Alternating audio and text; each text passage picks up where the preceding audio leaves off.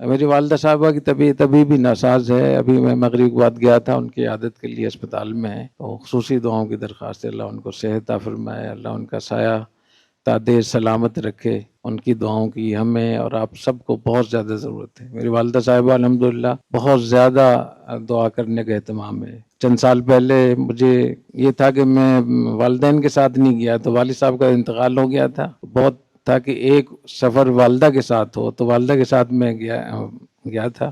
3-4 سال پہلے کی بات ہے. تو والدہ صاحبہ جیسی اس میں ہوائی جہاز میں بیٹھی تو والدہ صاحبہ نے ہاتھ اٹھائے اور 4 گھنٹے کے بعد جدہ میں ہاتھ نیچے رکھے.